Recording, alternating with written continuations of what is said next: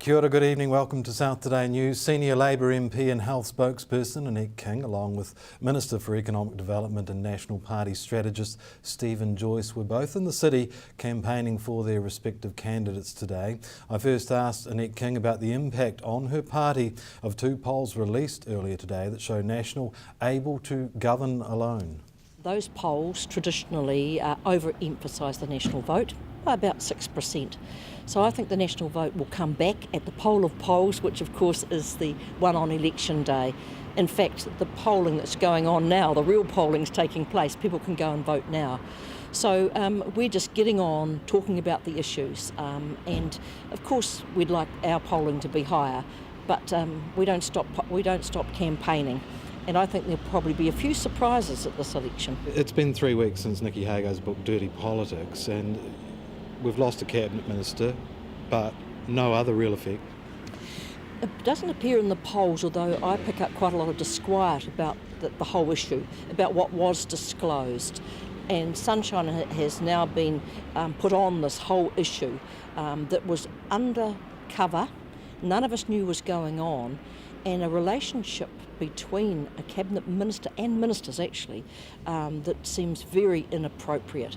And if it was nothing, the question I ask is why did Judith Collins stand down, and why has John Key said he wouldn't reappoint her as a minister?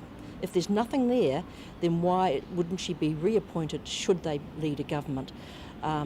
I think that he's much more worried about it than he's shown.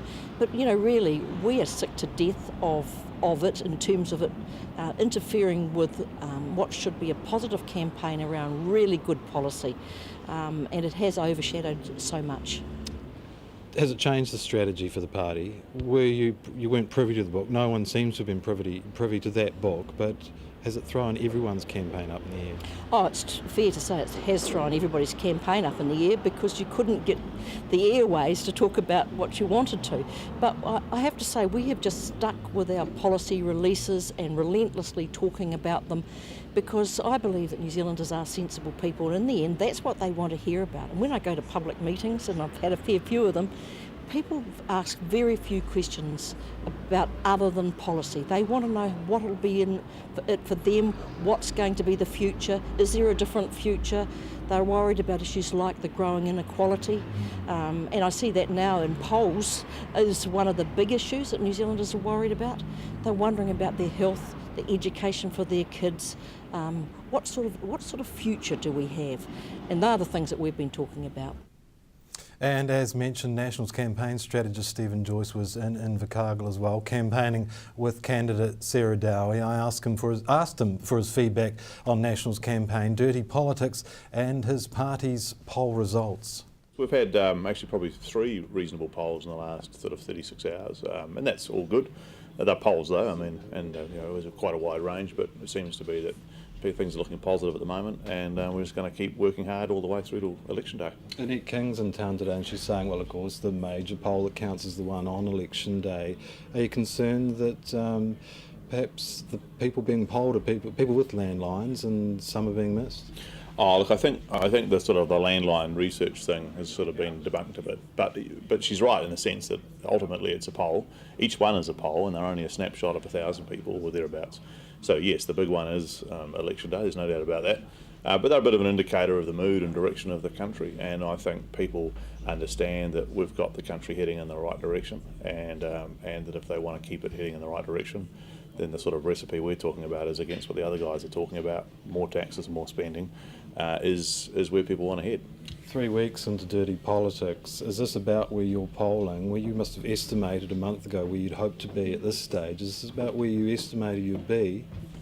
I'm thrilled. Before Dirty Politics? Yeah, I'm thrilled with where we are, irrespective of the book. I mean, I went out fairly early after that book came out and said, well, I don't think it'll make a massive difference.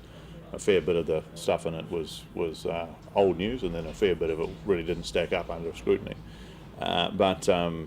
Yeah, I'm pleased with it either way. I mean, I'm one of these people that doesn't waste too much time sort of trying to plot out the trajectory of all the parties I reckon if you work hard, show people that you're working hard, show they're focused on their issues, irrespective of some of the other issues that turn up in election campaigns. If you can show that, then the people will tend to listen to your messages and make up their minds. Some have been turned off though. At the supermarket the other day, a elderly voter told me that she had voted National since 1957 and wasn't this time round. She didn't say who she was going to vote for, but there's obviously some people that don't see it as seemly. Oh, look, people have different views. You can't have sort of day upon day of negative headlines in the paper and not have some people saying, well, you know, what's this all about? But hopefully they, and hopefully including this lady, will look past that and say, well, actually, overall New Zealand's doing reasonably well, and more importantly, what's on option here? What's the options here? And I think there's quite a stark contrast from an economic perspective and some of the other policy areas. And I think most people will say, actually, we're pretty keen to continue the direction we're going in. Today was the final day for building consent applications to install multi-fuel burners as new rules sweep across the province. Ongoing air quality breaches in Invercargill and Gore airsheds has led to Environment Southland enforcing stringent home heating rules in a bid to meet environmental standards. From Monday, only National Environmental Standards approved burners can be used when installing a new burner or replacing an existing burner or fireplace. Applications have tripled this week, according to Invercargill City Council's Simon Tonkin, ahead of the changes. The rules were brought in to raise air quality standards and require all open fires and non-approved burners and boilers to be phased out by January 2029. Public has until November 3rd to make a submission about any aspect of the new regulations. Stay with us after the break. A Gold Qualmark Award for Stewart Island Adventure Tours Company, and we have the week that was.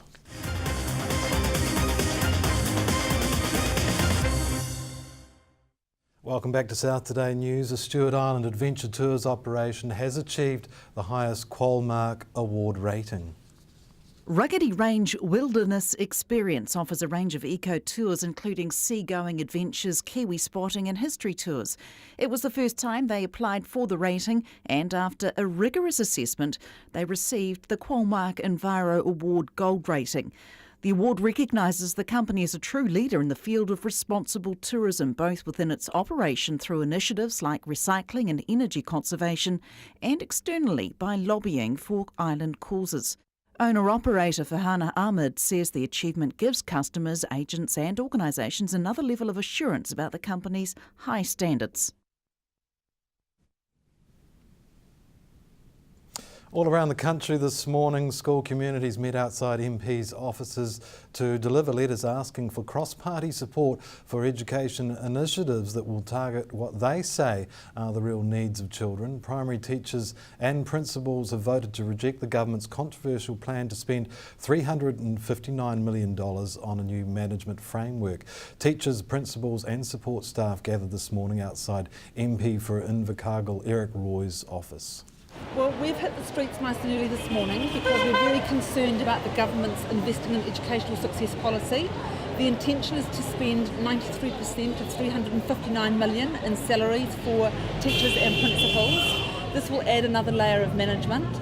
As teachers, we have a desperate need for smaller class sizes, sustainable funding for support staff, more resource teachers of learning and behaviour, more speech language therapists, and we see some of those frontline services, they've been eroded over time, particularly over the last 2 terms that National have been in government.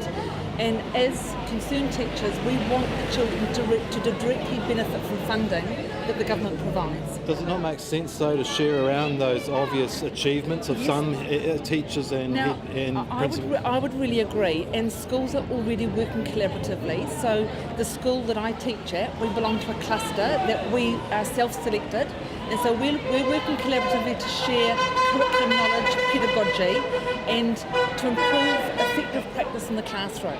And that's a common scenario for many schools across the country.